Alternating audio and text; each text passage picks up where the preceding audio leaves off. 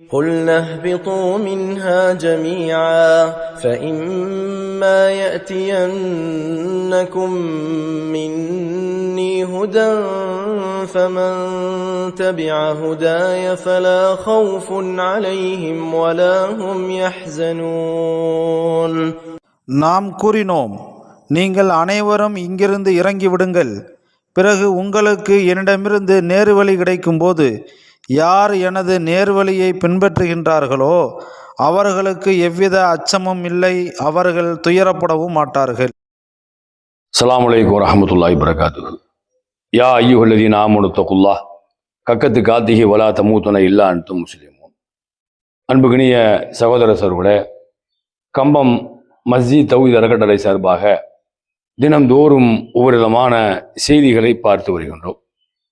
சில தினங்களுக்கு முன்பே நேர்வழி என்ற ஒரு தலைப்பில் பகிரப்பட்டது. இந்த நேர்வழி என்பது இறைவன் புறத்திலிருந்து வர வேண்டும். நேர்வழி நம்மளா முடிவு பண்ண முடியாது. இல்லை நம்மளா முடிவு பண்ணக்கூடிய நேர்வழி இல்லை. இல்லை நபிமார்கள் எல்லாம் சேர்ந்து நேர்வழி முடிவு பண்ண முடியும்னா அதுவும் கிடையாது. நபிகள் நாயகம் ஸல்லல்லாஹு அலைஹி வஸல்லம் அவங்க முஸ்லீம் அல்லாத மன்னர்களுக்கு கடிதம் எழுதுவார்களே, அப்பொழுது நேர்வழி பெற்றவர்களுக்கு சாந்தியும் சமாதானம் உண்டாகட்டும் அப்படிங்கிற செய்தியை குறிப்பிட்டு தான் கடிதங்கள்லாம் எழுதுவாங்க. எந்த மனிதர்களுக்கும் எந்த மன்னர்களுக்கும் அல்லாஹ்வுடைய மார்க்கத்தை எத்தி வைக்கும் போது நபிகள் நாயகம் ஸல்லல்லாஹு அலைஹி வஸல்லம் அவங்க நேர்வழி பெற்றவர்களுக்கு இவருடைய சாந்தியும் சமாதானம் உண்டாகட்டும் என்றுதான் அந்த வாக்கியத்தை ஆரம்பிப்பாங்க. இப்போ திருமறை குர்ஆன்ல 2:38 நம்ம பார்த்தோம்னா அல்லாஹ் திருமறையில் சொல்றான், ஆதம் அலைஹிஸ்ஸலாம் அவர்களை படைத்து அவ்வா அலைஹிஸ்ஸலாம் அவர்களை படைத்து அந்த சொர்க்கத்தில் சுற்றி துடிக்கிற நேரத்தில் ஷைத்தான் வந்து அவங்கள வெளியிட்டுறான். இந்த வரலாற்று சம்பவம் நமக்கு தெரியும். அல்லாஹ் அந்த திருமறை குர்ஆன்ல சொல்றான். அப்படி நேரத்தில் அல்லாஹ் என்ன செய்யறான், நீ இங்கே இருந்து கிளம்புங்கிறான். ஆதம் அலைஹிஸ்ஸலாம் அவ்வா அலைஹிஸ்ஸலாம் இங்கே இருந்து இங்கே கீழே இறங்குங்க, என்னிடம் இருந்து நேர்வழி வரும் ஆட்ட சொல்றான் அல்லாஹ்.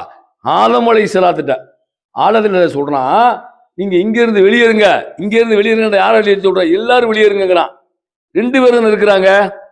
ஆதம் அலைஹிஸ்ஸலாம் அவ்வா அலைஹிஸ்ஸலாத்து 2 பேர்த்தை இங்க இருந்து வெளியேறுங்கள், எல்லாரும் வெளியேறுங்கன்னு அந்த வாக்கியத்தை போடுறான்.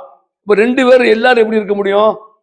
அப்போ திருமறை குர்ஆன் இன்னொரு இடத்துல என்ன விளக்க சொல்றா அப்படின்னா, அந்த ஆதம் அலைஹிஸ்ஸலாம் அவ்வா அலைஹிஸ்ஸலாம் இருக்காங்களே, அவர்களுடைய விழாப்பத்திரம் தான் இந்த உலகத்துல மனித சமுதாயம் பூரா படைக்கப்பட்டிருக்குது. ஒட்டுமொத்த மனித சமுதாயம் இருக்குதே, முதலாக ஆதம் அலைஹிஸ்ஸலாம் அவ்வா அலைஹிஸ்ஸலாம் படைக்கப்பட்டார்களே, அந்த அவர்கள் மூலமா தான் இந்த உலகத்துல வாழக்கூடிய ஏறத்தாழ 800 கோடி மக்களும் அவர் மூலமா தான் வந்தாங்க. அதனால அல்லாஹ் அந்த வாக்கியத்தை கருத்தில் கொண்டு இங்க இருந்து அனைவரும் வெளியேறுங்கள் என்கிற வாக்கியத்தை பயன்படுத்துறான். இப்ப நேர்வழி வந்து என்னிடமிருந்து வரும், நீங்க வெளியேறுங்கன்னு அல்லாஹ் சொல்றான். இப்ப நேர்வழி வந்து அல்லாஹ்ட்ட இருந்து வரும். அப்ப இந்த நேர்வழியை பற்றி அல்லாஹ்வுடைய தூதர் நபிகள் நாயகம் ஸல்லல்லாஹு அலைஹி வஸல்லம் அவங்க ஏகத்துவத்தை பிரச்சாரம் செய்யும் போது, இந்த சத்தியத்து மார்க்கத்தை பிரச்சாரம் செய்யும் போது பல நபர்களை இஸ்லாத்துக்காக அழைக்கிறாங்க, இஸ்லாத்தின் பக்கம் அழைக்கிறாங்க. நேர்வழி அவர்களுக்கு கிடைக்குது. ஆனா நபிகள் நாயகம் ஸல்லல்லாஹு அலைஹி வஸல்லம் அவர்கள் யாரெல்லாம் பார்த்து சொன்னார்களோ அவர் அனைவர்களுக்கு நேர்வழி கிடைச்சான பார்த்தா இல்ல. காரணம் அபு தாலிப், அவருடைய பெரிய தந்தை. இஸ்லாமிய மார்க்கத்தை பிரச்சாரம் செய்யும் போது அவருக்கு கூட உறுதுணை நிற்கிறாங்க அபு தாலிப், அவருடைய பெரிய தந்தை. அவர் தான் வளர்க்கிறாரு, அவர் தான் வியாபாரத்தை கூட்டு போறாரு. அவர் நோய் வாய்ப்பட்டு கிடக்கிறாரு. அந்த நேரத்தில் அல்லாஹ்வுடைய தூதர் நபிகள் நாயகம் ஸல்லல்லாஹு அலைஹி வஸல்லம் அவர் பார்க்க போறாங்க.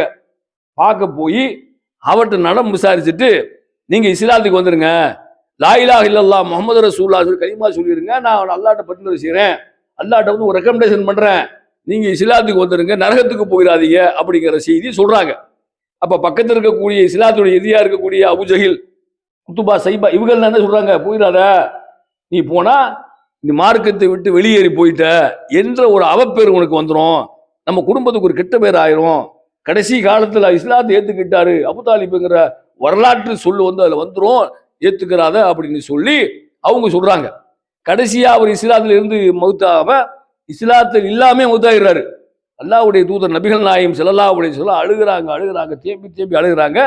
அல்லாஹ்ட்ட இருந்து செய்தி வருது, நபியே, நீ நாடியவர்களுக்கெல்லாம் நேர்வழி கொடுக்க முடியாது, நான் நாடியவர்களுக்கு தான் நேர்வழி கொடுக்க முடியும்.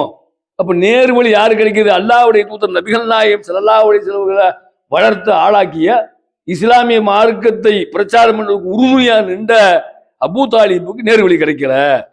அப்ப நம்மளை கொஞ்சம் சிந்திச்சு பார்க்கணும். நம்ம நேர்வழி நேர்வழி நேர்வழின்னு சொல்லி நம்ம பிரார்த்தனை செய்யறோமே, ஒவ்வொரு தொழுகைகளையும் கேட்கிறோமே அல்ஹம்து சூராவில், அந்த நேர்வழியில நாம் இருக்கிறோமா சிந்திச்சு பாருங்க. நம்ம நேர்வழி இருந்தா தான் வெற்றி பெற முடியும்.